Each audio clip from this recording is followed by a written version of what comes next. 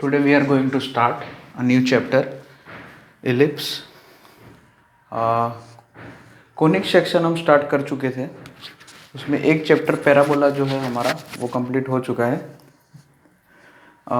Conic वैसे फिर से यहाँ पे समझ लेते हैं. जैसे कि यहाँ पे एक फिक्स पॉइंट मान लिया, उसको फोकस बोलते हैं. ठीक है. कोनिक सेक्शन याद करा रहा हूँ फिर से.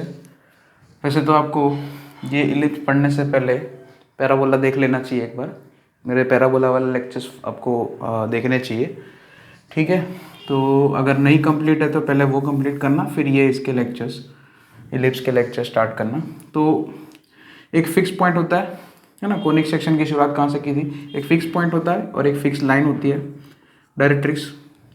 फिक्स पॉइंट को हम फोकस बोलते हैं, फिक्स लाइन को डायरेक्ट्रिक्स बोलते हैं. तो यहाँ पे ऐसे पॉइंट का कलेक्शन करना है कि उस पॉइंट का इस फिक्स पॉइंट से डिस्टेंस और ये डायरेक्ट्रिक्स से, ये फिक्स लाइन से डिस्टेंस का जो रेशियो है ना, distance of point locus, it is a locus of ratio of distance, मतलब it is a locus of moving points whose ratio of distance is from fix point to the fix line. देखो fix point पहले बोला जा रहा है, मतलब यहाँ पे अच्छा ये L हो गया, ये पॉइंट मान लिया. तो SP upon PL is equal to, वो रेशियो जो है वो कांस्टेंट होता है और वो कांस्टेंट रेशियो को हम इसेंट्रिसिटी बोलते हैं. तो ये पैराबोला में हमने शुरुआत से पहले ये पढ़ाया गया था आपको कि what is the meaning of introduction of conic, है ना. What is the meaning of conic, curve क्या होता है. तो ऐसे जो पॉइंट्स है उनको कलेक्ट करना है जिनका रेशियो जो है, जिनका मतलब डिस्टेंस का रेशियो फिक्स पॉइंट से और डायरेक्ट्रिक्स से जो डिस्टेंस है उनका रेशियो जो है वो कांस्टेंट रहता है. तो उसी को कोनिक बोलते हैं, है ना. तो वो लोकस जो उसको, है ना, ऐसे सारे पॉइंट्स को ज्वाइन कर देंगे तो वो जो कर्व ट्रेस होगा उसको बोलेंगे कोनिक. अब कोनिक में 3 टाइप मैंने बोल ही दिए थे, पैराबोला, इलिप्स, हाइपरबोला. अगर इसेंट्रिसिटी का वैल्यू 1 होता है तो पैराबोला मिलता है आपको, हम सब जानते हैं. अब यहाँ पे हम इलिप्स की बात कर रहे हैं. ठीक है. So first point for ellipse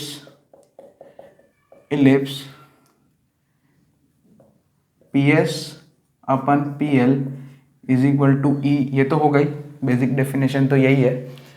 और बस चेंज यहाँ पे होगा कि इसेंट्रिसिटी इलिप्स के लिए, ये आपको पैराबोला के लेक्चर में भी पढ़ा दिया है. ये इसेंट्रिसिटी इलिप्स का क्या होता है, 1 से कम और 0 से बड़ा, मतलब इन बिटवीन 0 to 1 होता है, यानी कि फ्रैक्शन होता है, पॉजिटिव फ्रैक्शन होता है ना. तो for ellipse eccentricity is lying between, eccentricity का जो वैल्यू होता है वो 0 और 1 के बीच में रहता है. ओके. 0 नहीं हो सकता और 1 भी नहीं हो सकता. अगर 1 हो गया तो फिर पैराबोला निकल जाएगा, पैराबोला मतलब मिल जाएगा. और बस वही है कि यहाँ पे फ्रैक्शन रहेगा इलिप्स का वैल्यू 0 और 1 के भी, पॉजिटिव फ्रैक्शन रहेगा इलिप्स के लिए इसेंट्रिसिटी का वैल्यू. तो ये फर्स्ट पॉइंट हो गया, इसको आप नोट डाउन कर ले फटाफट और फिर हम आगे बढ़ते हैं इसमें धीरे धीरे. ओके. तो ये इसको पॉज करके वीडियो को थोड़ा रोक के आप नोट डाउन कर लेना ये सब. तो ये तो बहुत ही छोटी सी चीज़ अभी पढ़ाई गई है आपको कि इलिप्स के लिए बस खाली इसेंट्रिसिटी 1 से कम, 0 और 1 के बीच में होता है. अब दूसरा point, second point, for standard curve, sorry मतलब 2 degree standard equation for 2 degree general equation, है ना. 2 डिग्री जनरल इक्वेशन कौन सा, क्या है वो,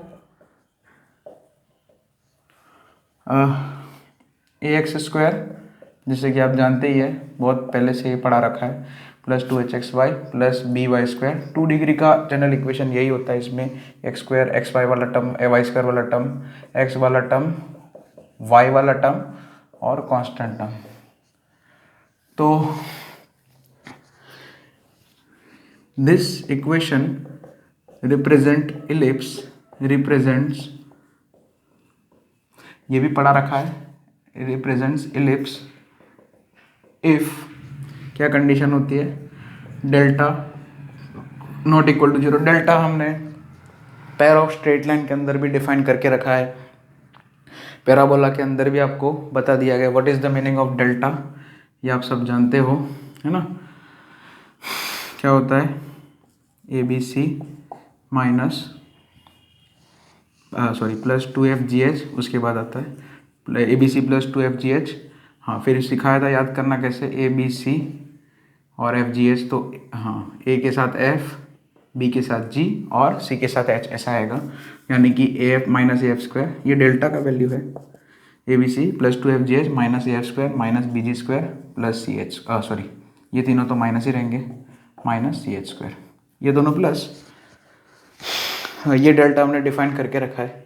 यहाँ पे ए बी सी मतलब ये यहाँ पे कोफिशिएंट्स है सब, है ना, ए x² का कोफिशिएंट उसी तरह से ऐसे करके, सी कांस्टेंट हम b y² का कोफिशिएंट ऐसे करके। तो इलिप्स अगर रिप्रेजेंट करता है ये 2 डिग्री का जनरल इक्वेशन, तो डेल्टा एक तो नॉट इक्वल टू, यानी कि इसकी वैल्यू जो है नॉट इक्वल टू जीरो होनी चाहिए। अगर ये इक्वल टू जीरो हो गया, ये डेल्टा इक्वल टू जीरो हो गया, तो पेयर ऑफ स्ट्रेट लाइन देगा ये 2 डिग्री का जनरल इक्वेशन। ये पढ़ा चुका हूँ मैं सब, पेयर ऑफ स्ट्रेट लाइन वाले लेक्चर्स आप देखोगे तो उसमें ये सब मिलेगा। Pair of straight line topic करके कंबाइन किया था उसमें। तो delta not equal to zero होना चाहिए, और दूसरा h² minus AB less than zero होना चाहिए। पैराबोला में ये क्या था, delta not equal to zero और h² minus AB is equal to zero, ठीक है। तो इलिप्स में क्या आएगा, h² minus AB less than zero. याद कैसे रखना है आपको, इलिप्स की इसेंट्रिसिटी पता है ना, लेस देन 1 है, तो यहाँ पे लेस देन है तो यहाँ पे भी लेस देन है। ये भी मैंने पैराबोला वाले लेक्चर्स में ही आपको डिस्कस करके बताया था, ठीक है। तो दिस इज फॉर, अगर 2 डिग्री का जनरल इक्वेशन है और अगर इलिप्स रिप्रेजेंट करता है तो उसके लिए क्या कंडीशन होगी, एक तो delta not equal to zero and h² minus AB should be less than zero. क्योंकि delta not equal to zero तो 3 केस बनेंगे, है ना, कोनिक बन जाएगा, कोई भी कोनिक बन सकता है। अगर खाली ऐसा बोले कि delta not equal to zero है, तो पैराबोला, इलिप्स, हाइपरबोला तीनों में से कोई भी एक बन सकता है। तो एक और कंडीशन होनी चाहिए जिससे क्लासीफाई हो कि इलिप्स बन रहा है। अगर h² minus AB equal to zero है तो पैराबोला आपको पता ही है, और ठीक है, उसमें मैंने याद करने को बोला कि पैराबोला की eccentricity E is equal to 1 होता है, इसलिए वहाँ यहाँ पे भी इक्वालिटी आती है। यहाँ पे लेस देन है तो यहाँ पे भी लेस देन है, ऐसे। अब हाइपरबोला में ये वाली चीज़ जो है h² minus AB greater than zero हो जाएगा, ओके। तो ये भी नोट डाउन कर लेना। ये हो गया 2 डिग्री का जनरल इक्वेशन अगर इलिप्स रिप्रेजेंट करता है तो उसके लिए क्या कंडीशन रहेगी, ठीक है। तो ये खाली ऐसे इन्फॉर्मेशन है, ये तो ये पढ़ा ही चुके हैं वैसे। पैराबोला वाले चैप्टर में इंट्रोडक्शन टू जो कोनिक चल रहा था उसमें ये चीज़ हो चुकी है, ऑलरेडी वी हैव डन। अगर पैराबोला के लेक्चर्स मेरे देखे होंगे तो उसमें ये मिलेगा आपको। नेक्स्ट, अब जो है यहाँ से अब हमारा जो चैप्टर मेन है वो मतलब स्टार्ट हो रहा है। तो स्टैंडर्ड, जैसे हमने पैराबोला में भी किया था ये चीज़, है ना, standard equation of ellipse and relative terminology. Relative, जैसे ये हमने पैराबोला में भी टर्मिनोलॉजी सीखी थी, है ना, फोकस क्या होता है, डायरेक्ट्रिक्स क्या होता है, टर्मिनोलॉजी, ठीक है। फोकस डायरेक्ट्रिक्स तो पता ही है, लेकिन इसमें particular standard equation of ellipse के लिए क्या होता है वो हम देखेंगे। तो सबसे पहले स्टैंडर्ड इक्वेशन ऑफ इलिप्स जो है वो लिख देता हूँ मैं, आपने बोर्ड में NCERT में पढ़ी रखा है वैसे। So x² upon a² plus y² upon b² is equal to 1। This is the standard equation of an ellipse. इसी के ऊपर जो है पूरा हमारा, अब यहाँ पे पूरा जो है एनालिसिस इसी के ऊपर रहेगा। अब यहाँ पे 2 तरह के एलिप्स आपको पता ही है वैसे, इसमें कुछ नहीं है। अगर a ग्रेटर देन b हुआ तो आपका एलिप्स जो है हॉरिजॉन्टल एलिप्स रहेगा। यहाँ पे a का वैल्यू अगर b से बड़ा है, a मतलब x के नीचे जो है वो, और b मतलब y के नीचे, यही टर्मिनोलॉजी याद रखेंगे, है ना। यहाँ पे x के नीचे मतलब उसको स्मॉल a बोलेंगे और y के नीचे जो है उसको b बोलेंगे। अगर a का वैल्यू b से बड़ा है तो कुछ इस तरह का एलिप्स आप जानते ही है, हॉरिजॉन्टल टाइप एलिप्स बनेगा, है ना। अब सब टर्मिनोलॉजी आएगी, ये x axis y axis origin, ठीक है। तो अगर a ग्रेटर देन b है तो ऐसा एलिप्स बनेगा, हॉरिजॉन्टल एलिप्स। और अगर b ग्रेटर देन a है तो वर्टिकल इलिप्स बनेगा। ठीक है, ये y एक्सिस, ये x एक्सिस। ठीक है, बस इतना ही डिफरेंस है। और ठीक है, टर्मिनोलॉजी में थोड़ी थोड़ी मतलब फॉर्मूलाज में कोई प्रॉब्लम नहीं रहेगा कि फॉर्मूलाज जो मतलब a ग्रेटर देन b के लिए है वही सेम फॉर्मूलाज इसके लिए रहेंगे। और थोड़ा बहुत इसेंट्रिसिटी में बस आपको यही याद रखना है कि भाई कौन सा बड़ा है, यहाँ पे a और b में कौन सा बड़ा है। कुछ लोगों की आदत है, कुछ स्टूडेंट्स की आदत ये है कि भाई a को ही बड़ा बोलते, ऐसा नहीं होता है। अब स्टैंडर्ड इक्वेशन तो कुछ भी ऐसे मान लिया मैंने ऐसा लिखा है x² / 1 + y² / 5 = 1। तो यहाँ पे तो देख सकते हैं कि a = 1 है, b √5 है, a² = 1 और b² = 5 है। तो यहाँ पे तो a < b यानी कि b ग्रेटर देन है, यानी कि वर्टिकल इलिप्स का केस है। ठीक है, तो वो आपको आप अपने हिसाब से कैसे टर्मिनोलॉजी बनाते हैं। कुछ लोग क्या बोलते हैं, कुछ लोग ऐसा सोचते हैं कि भाई ए मतलब बड़ा, ऐसा नहीं है। वो आपको अपने हिसाब से दिमाग में टर्मिनोलॉजी सेट करनी पड़ेगी। मैं a ग्रेटर देन b की टर्मिनोलॉजी सिखाता हूँ।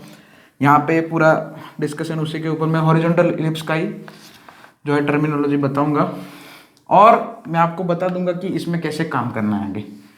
ठीक है, तो ये हो गया फर्स्ट पॉइंट। यहाँ पे तो स्टैंडर्ड इक्वेशन ये बोल दिया। नेक्स्ट, सेकेंड, एसेंट्रिसिटी की फॉर्मूला। एसेंट्रिसिटी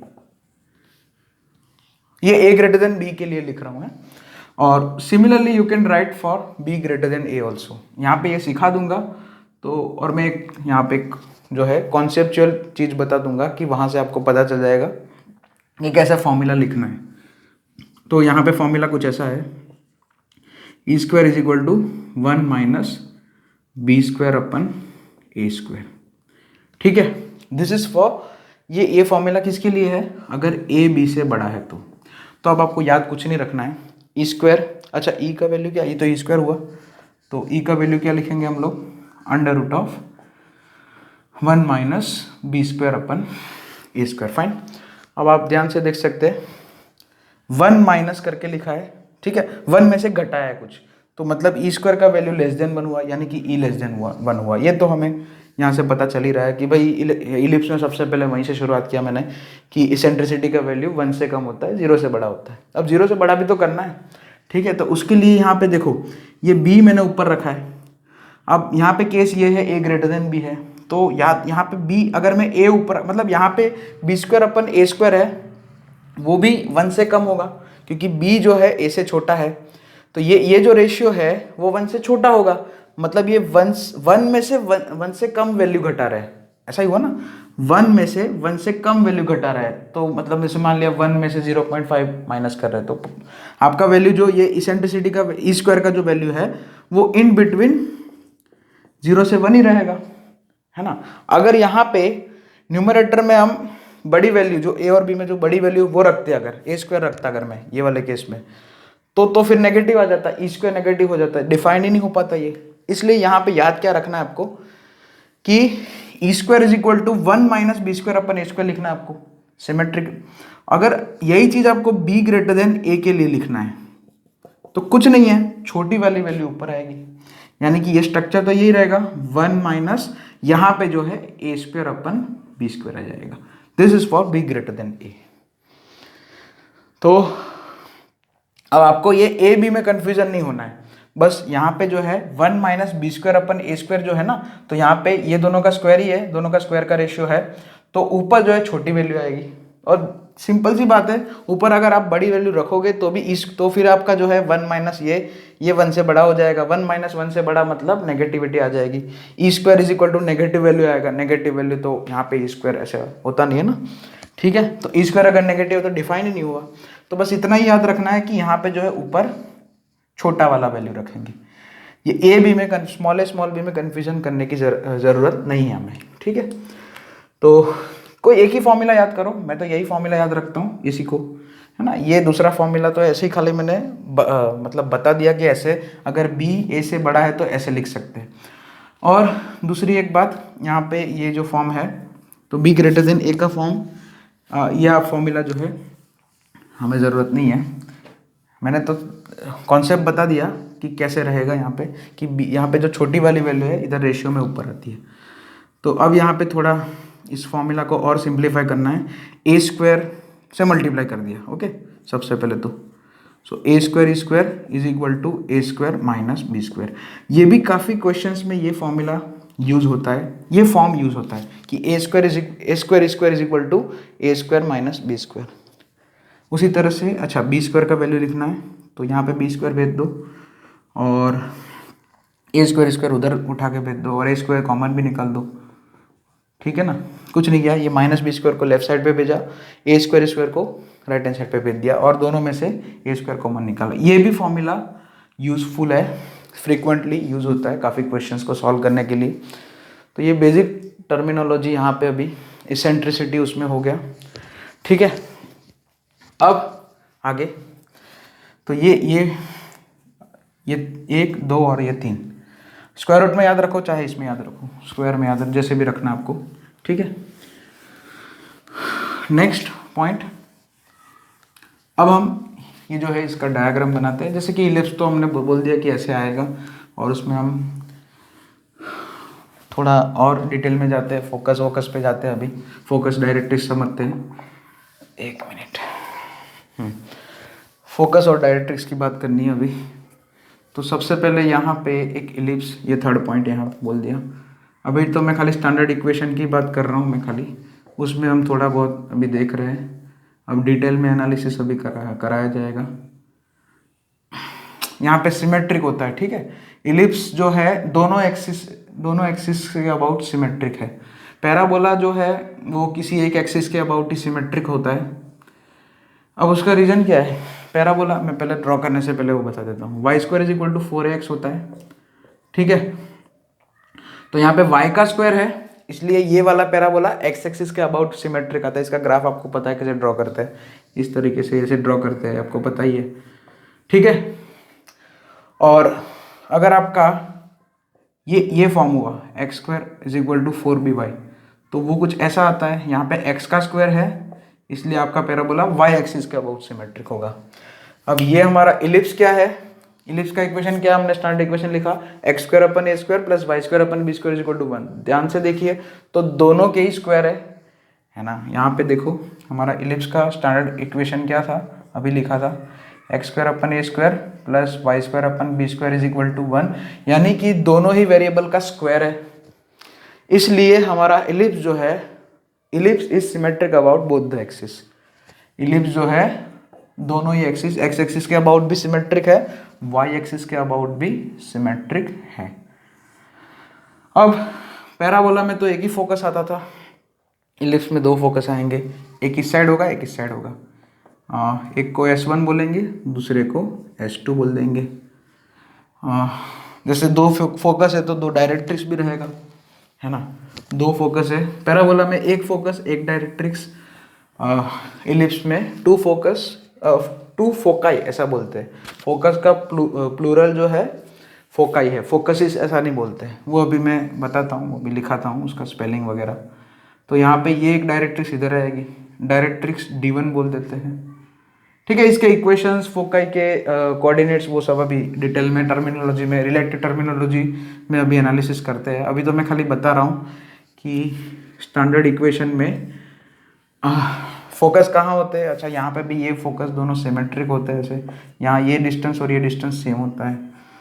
ओके, यानी कि ओरिजिन मिड पॉइंट हो जाएगा। ठीक है, हाँ, ये ओरिजिन जो है ये S1 S2 लाइन सेगमेंट का मिड पॉइंट हो जाएगा।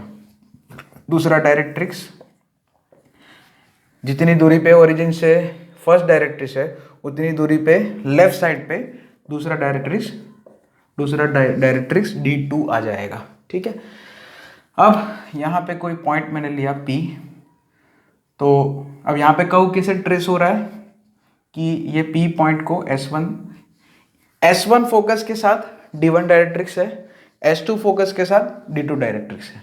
मतलब हमने S1 को फोकस लिया और D1 को डायरेक्ट्रिक्स लिया, तो पॉइंट्स कैसे यहाँ पे ये इलिप्स कैसे ट्रेस हो जाएगा। ये P पॉइंट कोई भी होगा तो वो कौन सी कंडीशन सेटिस्फाई करेगा, उसका ये फोकस, फिक्स पॉइंट फोकस से डिस्टेंस और डायरेक्ट्रिक्स से डिस्टेंस का रेशियो E होगा, इसेंट्रिसिटी के बराबर होगा, फिक्स्ड होगा, कांस्टेंट होगा। ठीक है, तो वो ऐसे सब पॉइंट्स जो है यहाँ तक ट्रेस हो जाएगा पूरा। ऐसा नहीं कि ये S1 फोकस से यहाँ तक ही पूरा, ऐसा नहीं है।